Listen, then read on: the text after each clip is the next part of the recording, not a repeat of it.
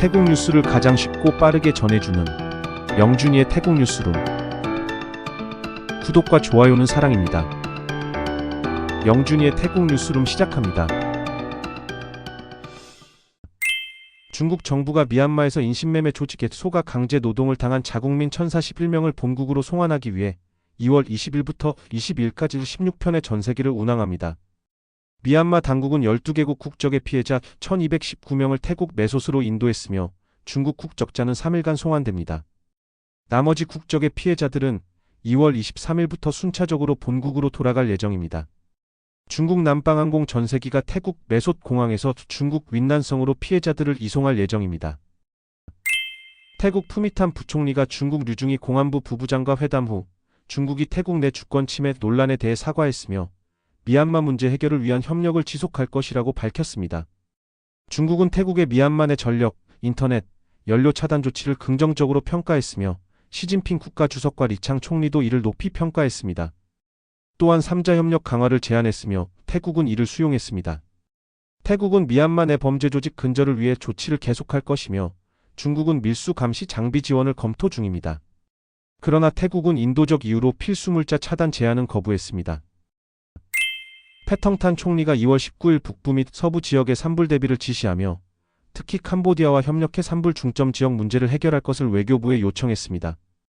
미세먼지 오염 상황이 방콕에서는 개선되었지만 서부 지역의 산불이 새로운 위협이 되고 있다고 밝혔습니다. 총리는 각 부처의 산불 감시를 강화하고 농업부에는 농민들에게 산불 예방 교육을 지시했으며 상무부에는 산불로 생산된 상품 및 원자재 구매를 금지하도록 했습니다. 또한 방콕에서는 건설 현장과 차량 매연 관리를 강화하며 산업부는 소각된 사탕수수 매입을 25% 이하로 제한하는 조치를 시행 중입니다. 내무부도 3개월간의 소각 금지 정책을 유지하며 전 기간 동안 불법 소각을 엄격히 단속할 방침입니다. 태국 국가안보위원회 사무총장 차차이 방추엇은 2월 19일 이스라엘 관광객들이 빠이 지역에 정착해 점거하려 한다는 논란에 대해 총리가 이미 입장을 밝힌 바 있으며 이는 과장된 소셜미디어 확산 때문이라고 설명했습니다. 매홍손 주지사도 상황을 통제하고 있으며 이스라엘 관광객이 월 3-4천 명 방문하는 것은 정상적인 범위라고 밝혔습니다. 해당 지역은 여전히 관광객이 방문할 수 있으며 향후 국가안보에 큰 영향을 미칠 우려는 없다고 덧붙였습니다. 당국은 지역 주민들에게 상황을 설명하고 이해를 구하는 조치를 취하고 있습니다. 파오품 재무부 차관이 중국 공상은행 린 야오 회장 및 경영진을 접견하고 금융경제 협력 강화를 논의했습니다. 양측은 중국 공상은행의 글로벌 및 태국 내 운영에 대해 의견을 교환하며 태국 내 금융투자 지원 및 양국 경제 협력 확대 가능성을 모색했습니다.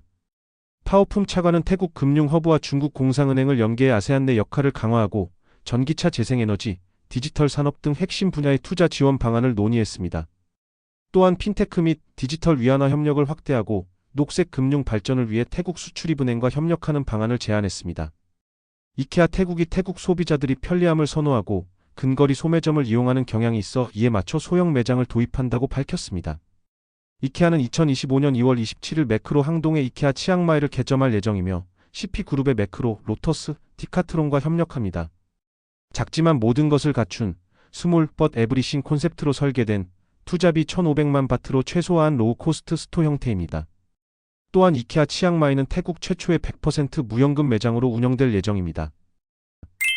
CP 엑스트라가 작년에 총 매출이 5,120억 4,200만 바트로 증가했으며 순이익은 108억 3,700만 바트로 23.5% 성장했다고 발표했습니다. CP 엑스트라는 신선식품 판매 증가와 도소매 부문의 마진 개선이 주요 성장 요인이라고 밝혔으며 옴니채널 판매가 목표치를 초과해 전체 매출의 18%를 차지했다고 설명했습니다.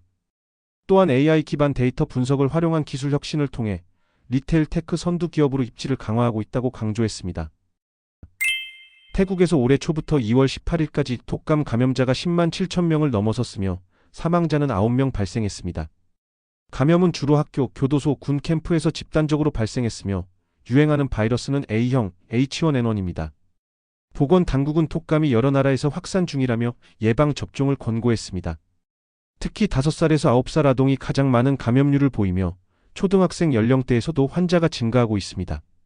공중보건부는 5월부터 무료 백신을 제공할 예정이지만 의료진은 확산이 심각한 만큼 미리 유료 백신 접종을 고려할 것을 당부했습니다. 태국 경찰이 돈무항 지역의 한 상가 건물에서 불법 대마 공장을 급습해 외국인 3명을 체포했습니다.